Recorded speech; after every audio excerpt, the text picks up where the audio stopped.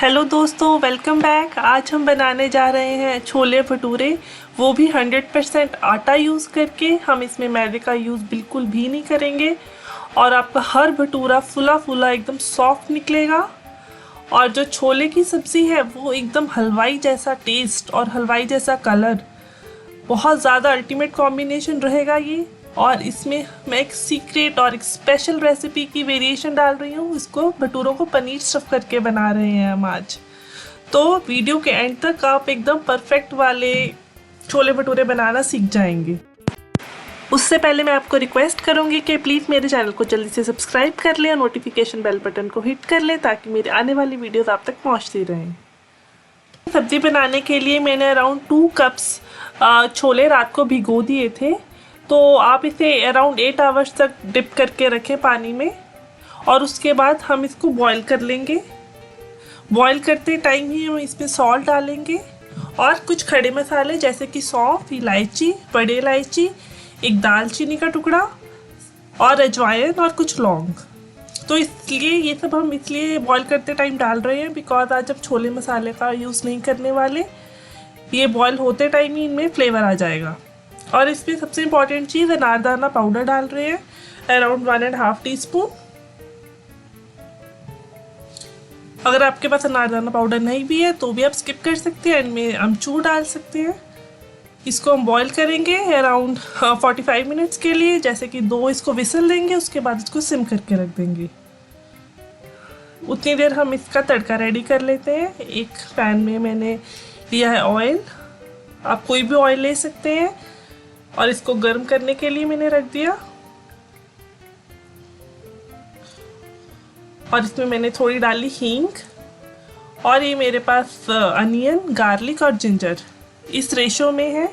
इसका मैं पेस्ट बना के ऑयल में डाल दूंगी और इसको अच्छे से रोस्ट कर लूँगी। आप अभी इसमें टमाटर बिल्कुल ना डालें बिकॉज वो टेस्ट बिल्कुल चेंज हो जाएगा। तो इस तरह से पहले प्याज और अनियन और गार्लिक जिंजर को रोस्ट करें गोल्डन ब्राउन तक, और उसके बाद हम डालेंगे इसमें टोमेटो प्यूरी। आप अराउंड 2 to 3 टोमेटोज इसमें प्यूरी करके डाल दें और इसको अच्छे से सॉटे करें। और इसमें मैं डाल रही हूँ कोरिएंडर पाउडर, थोड़ी देगी मिर्च कलर के लिए और थोड़ी सी हल्दी।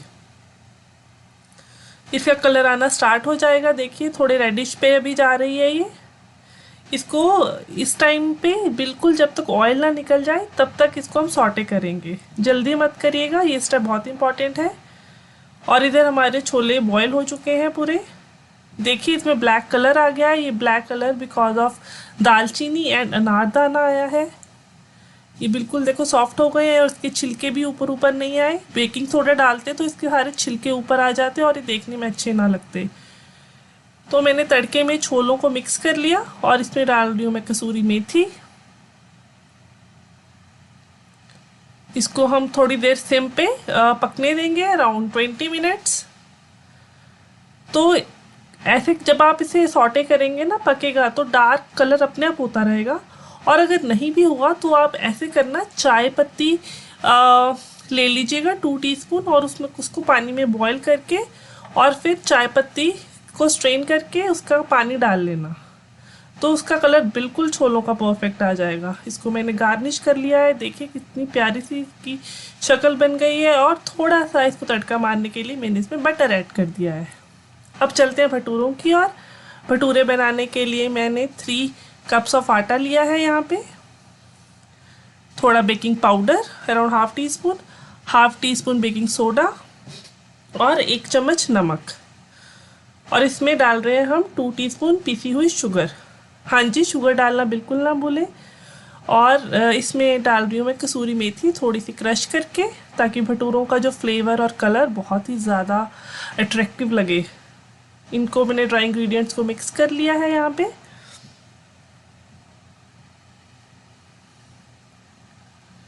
और इसमें मैं डाल रही हूँ around 2 cups of thick curd. ये थोड़ी ज़्यादा थिक कर्ड थी मेरे पास, तो 2 कप्स से हो गया। आप चाहे तो थोड़ी थिन कर्ड जो नॉर्मल घर पे जमती है ना, तो वो अराउंड 2-2.5 कप डालेंगे तो भी सही रहेगा। बिकॉज इसमें हम पानी का यूज़ कम करेंगे, कर्ड से ही आटा लगाएंगे बेसिकली। और थोड़े मोन के लिए ऑयल और थोड़ा सा गर्म पानी। इसको हम डो रेडी कर लेंगे, ना ही बहुत हार्ड ना ही बहुत ज़्यादा सॉफ्ट, बिकॉज आज हम भटूरे स्टफ़ करके बना रहे हैं ना, तो इसीलिए हम डो को बहुत हार्ड नहीं बनाएंगे। तो देखिए सॉफ्ट डो रेडी है और इसको मैं ढक के रख दूँगी अराउंड 4 to 5 आवर्स कोई भी वार्म जगह पे। अगर आपको इंस्टेंट भटूरे चाहिए तो आप इस आटे को अराउंड 2 मिनट्स माइक्रोवेव कर लें। माइक्रोवेव करने के बाद भी इसका एकदम जालीदार टेक्सचर आ जाएगा आटे का। और इधर हमने स्टार्ट कर दिए पनीर की स्टफिंग की तैयारी। पनीर में मैंने नमक डाला, थोड़ा सा कोरिएंडर पाउडर,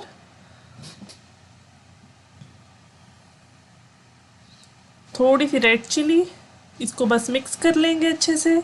हम ज़्यादा मसाले नहीं इसमें डाल रहे, बस हल्का सा फ्लेवर कर रहे हैं पनीर को, बिकॉज हमारे छोलों में बहुत सारा टेस्ट है।